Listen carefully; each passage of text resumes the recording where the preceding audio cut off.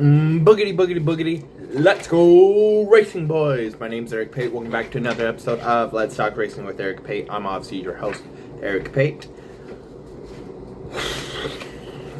Alright.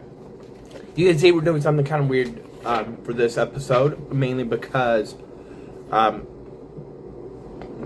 running short on time for the week. I've been busy all week. And as soon as I'm done with doing stuff, I am tired, and I usually like to do these episodes midweek. So that which gives me plenty of time to look at the odds and whatnot for our week's race this week. Now, typically we talk about NASCAR on this series.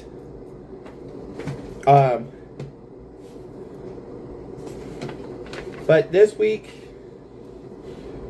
we are looking at not just NASCAR, we're also going to be looking at IndyCar this week. Why? Well, at first it's going to happen.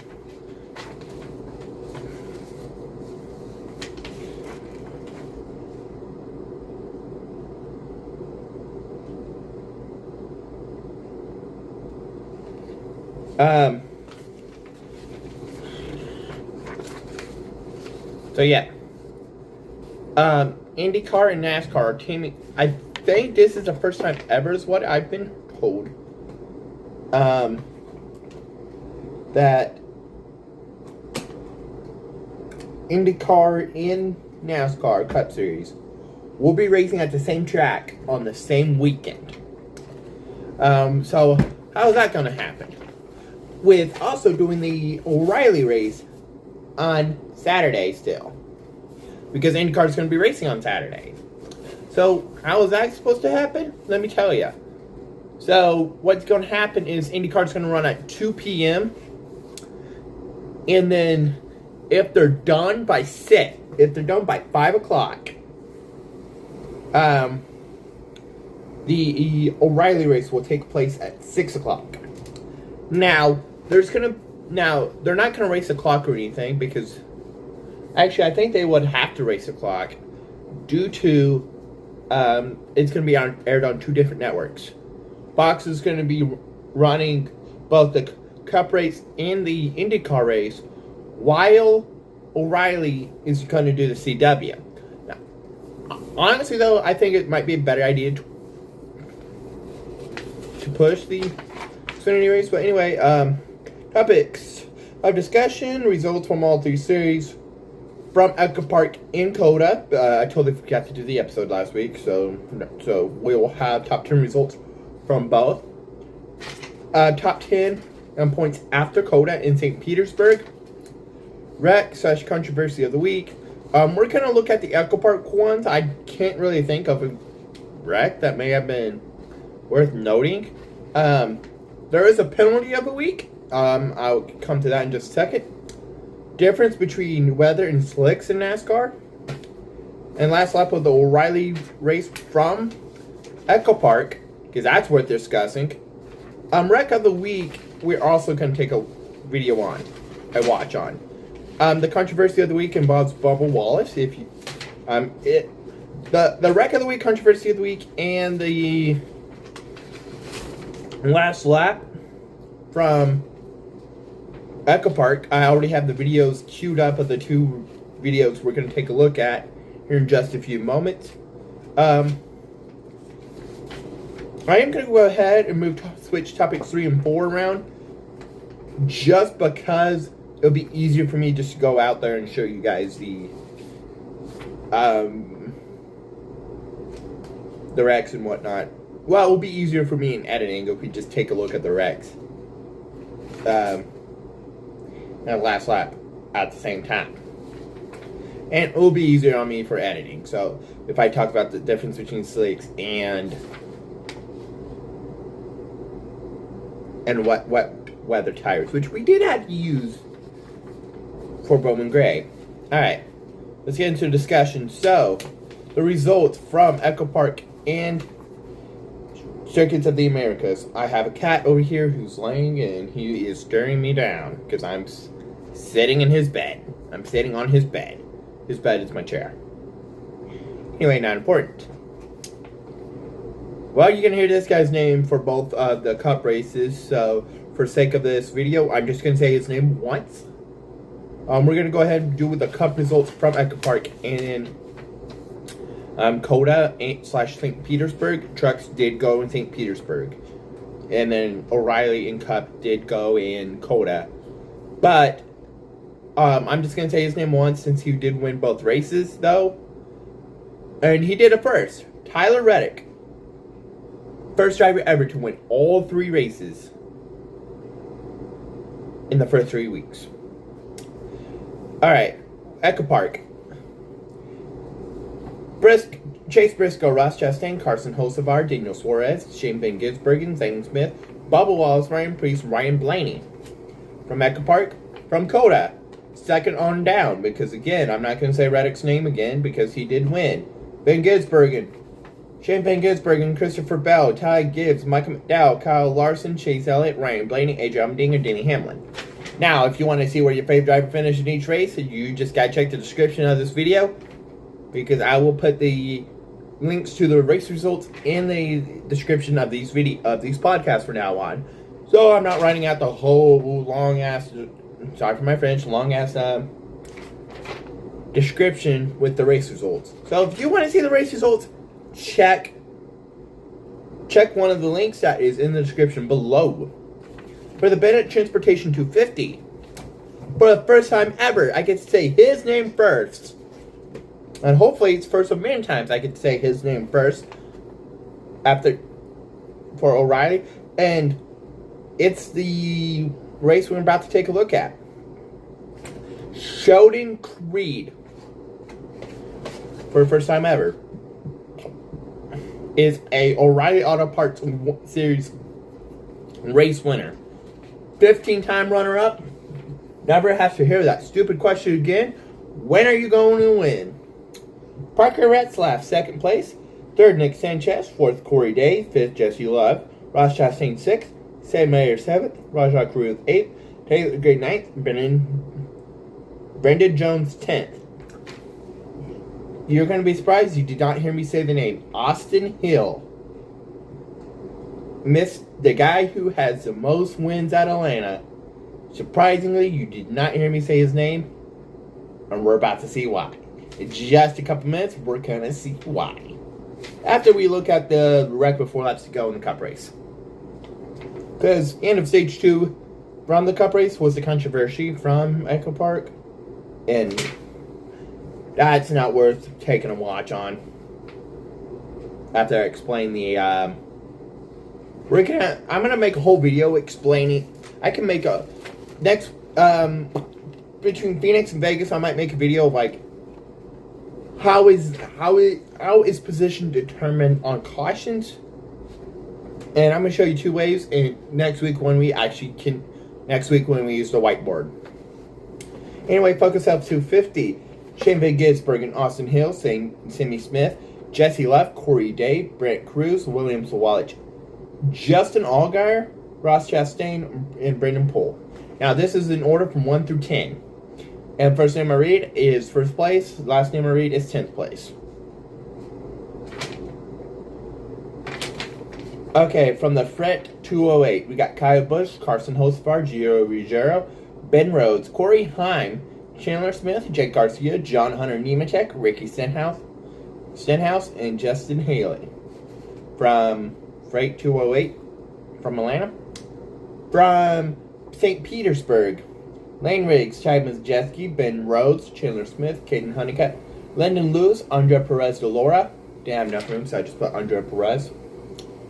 Daniel Hammock, Colin Braun, and James Hinchcliffe. Yes, the same James Hinchcliffe, who is an IndyCar driver, because IndyCar also did their race this weekend in St. Petersburg. Alright, the top 10 in points in each series. Alright, this is going to be a shocker. Tyler Reddick is a points leader in Cup Series. Okay, I was being sarcastic. Bubba Wallace with 186 points, and his teammate Bubba Wallace, 116. I'm kind of not surprised that Bubba's up there as well. I mean, it just seems like both those drivers are consistent. And Tyler Reddick's out for blood this year. That's my opinion. He's out for blood this year. I don't think his hot streak's going to continue in Phoenix. So, but we'll see. Chase Elliott, 114. Ryan Blaney, 100 points. Shane Van Gisbergen, 90. Joey Logano, 90. Now, NASCAR have had Van Gisbergen over Logano, but if I absolutely have to choose, I'm giving the tiebreaker to Van Gisbergen. Because he was not top 10, Logano was not top 10 at Echopark or Cota. Daniel Suarez, 87. AJ Allmendinger, 86. Michael McDowell, 83. Carson Hocevar, 82. Austin Hill, 154. I mean, I'm not shocked there. I mean, two of the three races this year, he was either first or second. Jesse Love, 126. Justin Allgaier, 115. Sheldon Creed, 106. Carson Quapo, 95. Rajah Caruth, 90. Sammy Smith, 87. Corey Day, 86. Parker Retzlaff, 81. Sam Mayer, 78. Chandler Smith is 152. Ben Rhodes, 118. Ty Majeski, 102. Gio Ruggiero, 98. Lane Riggs, 96. Caden Honeycutt, 87. Andre Perez de Laura, 85. Stuart Feason, 70. Christian Eckes, 69. Ajaz Daly, 67. Okay, I am now just realizing that the two funniest numbers ever is how many points the 9th and 10th place driver in the Truck Series has. Controversy. Okay, we'll come back to the wreck of the week / controversy of the week in just a second. Okay, topic number 4. So we're gonna go ahead and do topic number 4 for topic number 3. What is the difference between the wet weather tires and slick tires? Yeah, okay, let's start off with wet weather tires. Have treads in them. Used at short tracks like Martinsville, New Hampshire, Richmond, and obviously Bowman Gray. Can be used at road courses if in use can only be changed by NASCAR's approval. I think road courses, they do have some leniency, but at the ovals, at the short ovals, I just listed. Sorry, if you constantly hear some running water like every two to 3 minutes in this video, something's wrong in my toilet, and it just keeps. I put in a maintenance request in the other day where they replaced a fuel pump, but it still sounded like it's refilling the toilet like every couple minutes. So I'm sorry, I know TMI.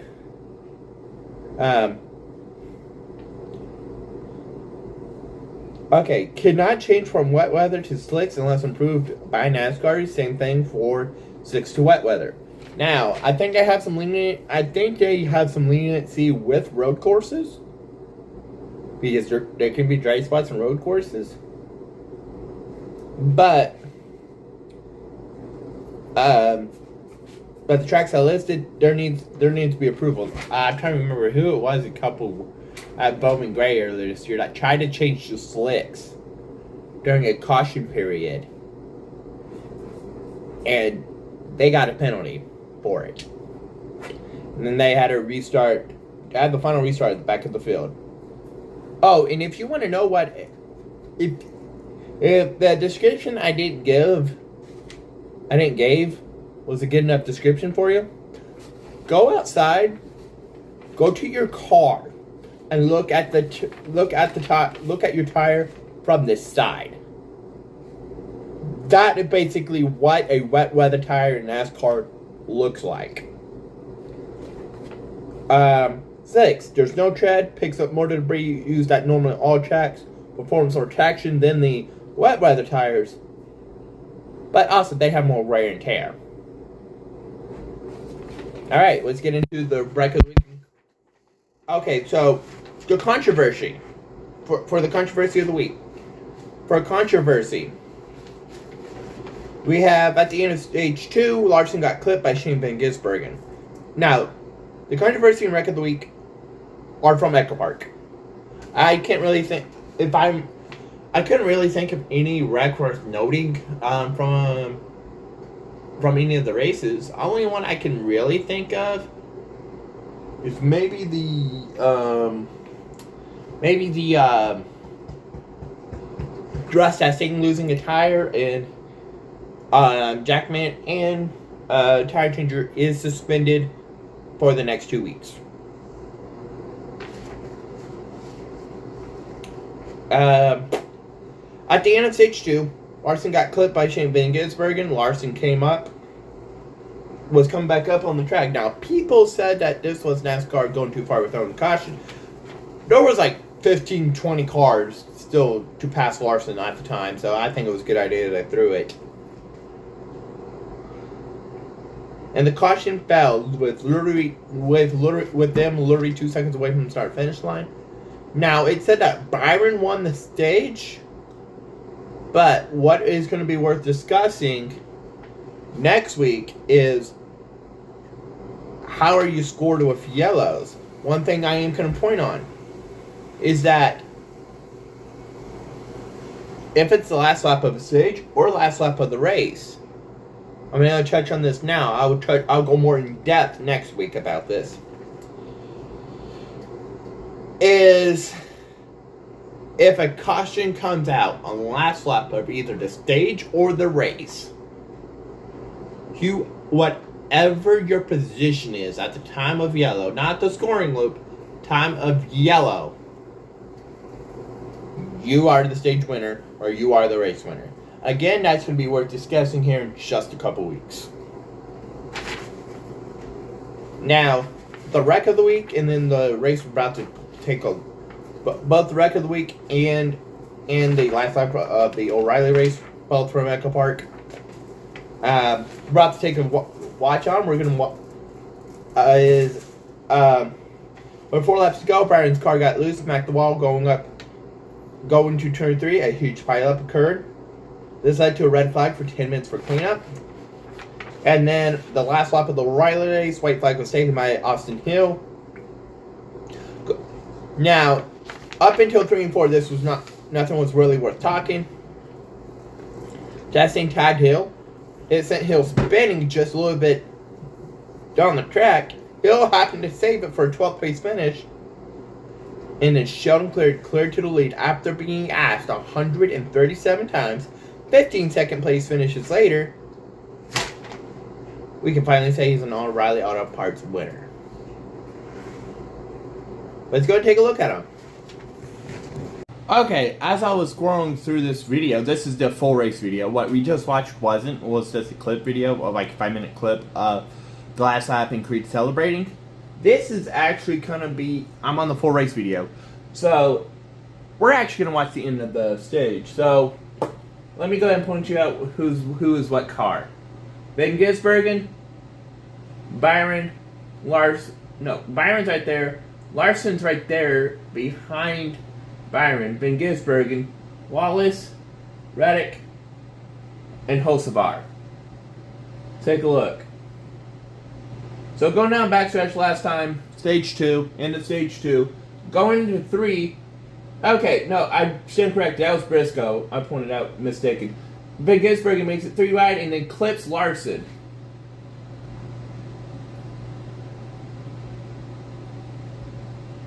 Now, let's look at it again. Last lap, stage 2 just started. Larson in the lead.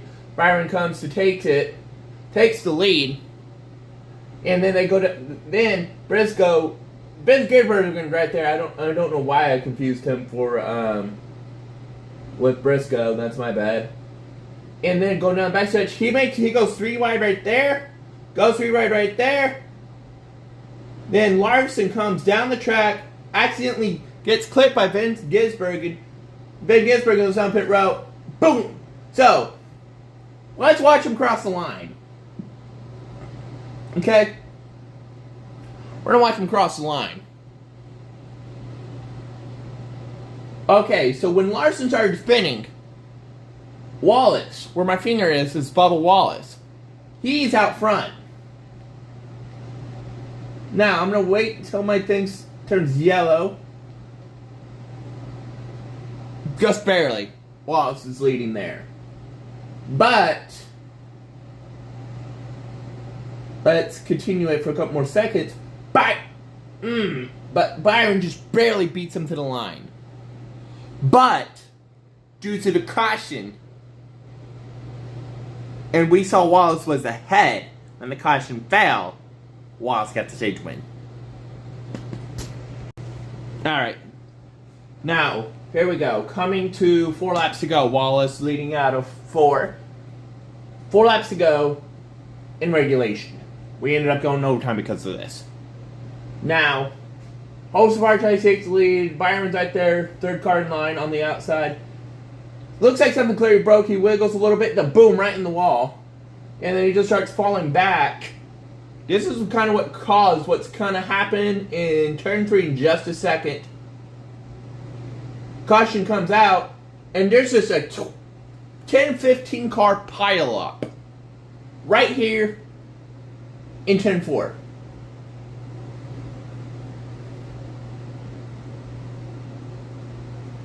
Alright. Give me a second. Let me scroll to... Let me see if it's going to show us a slow-mo. Alright. So Byron just smacked the wall. Alright, this slow-mo. And then he starts falling back, and as he did, the cars were trying to get out of the way, but a couple cars clipped him, and then I was just on from there. Are they going to show us another angle? The red flag did come out for about 10 minutes. So Byron dropping back, and then... Oh, he hits Cindric, and then next thing you know, it's just on from there. Everybody just starts piling in, and that's one of the things about Daytona, Talladega, now we can say Atlanta, is one little bobble, you're going to collect a bunch of cars. I did show that record last, but it is first in this video because second in this video because it was the second thing on the discussion sheet. Alright, so I don't know where my tripod is because that's what I use to hold my phone and whatnot. I do need to work on cleaning my house more, so, and hopefully I can find it while cleaning it later this week. Let's take a look. Okay, this is coming to the white. Austin Hill's this car, okay? Now, he comes around, white flag comes in the air, 1 lap to go. Ponce by car to 1 bank, blah, blah, blah. Austin Hill goes off turn 1, Ross Chastain trailing him. Chastain has a chance to make an insane move here. Sheldon Creed looks like he's the 3rd car on that inside line.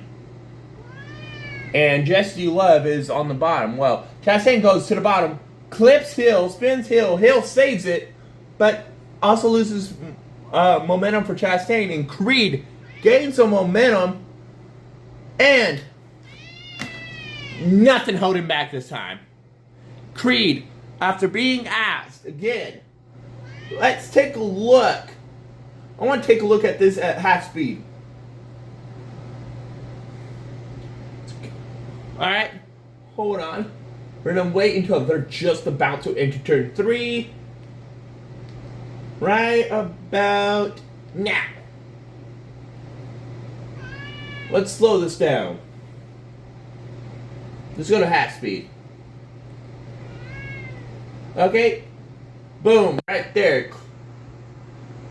You can see him just barely clipping the 21. Sparks comes out. Creed on the top here just takes the lead. Literally in the last corner.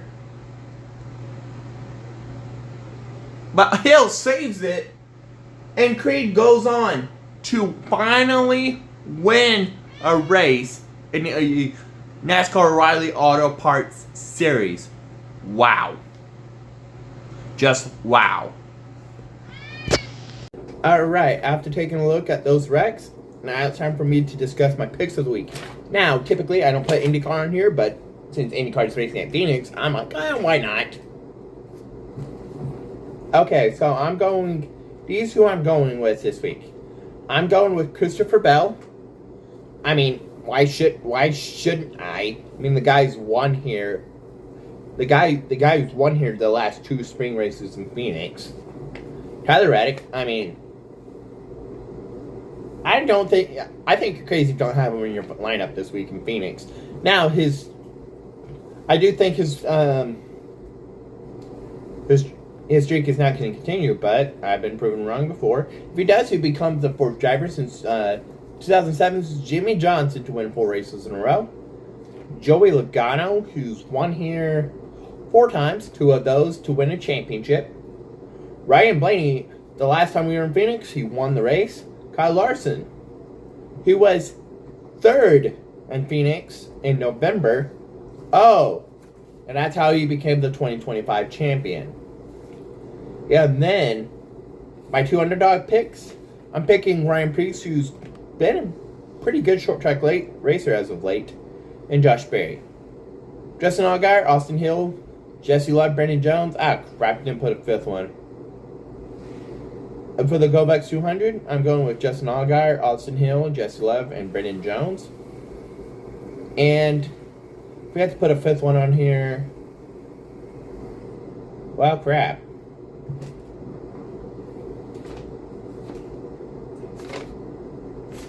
No, well, let's move Sammy Smith up to the 5th place and do Taylor Gray and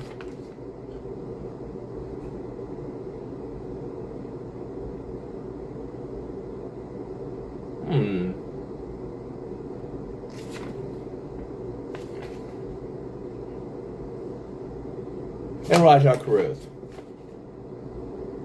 Alright? For the good Rancher 250, which is the IndyCar race, we got, here are my picks. I'm going with Alex Palou, Kyler Kirkwood, Joseph Newgarden, Scott McLaughlin, Alexander Rossi, Scott Dixon, my underdog, Scott Dixon, and Connor Daly. Alright, let's take a look. Alright. I'm sorry, this was meant to be the last part. Anyway, like, subscribe, comment, favorite, be nice, go be awesome. I'm Eric Pate, don't hate. See you guys later. Chuck flags in the air.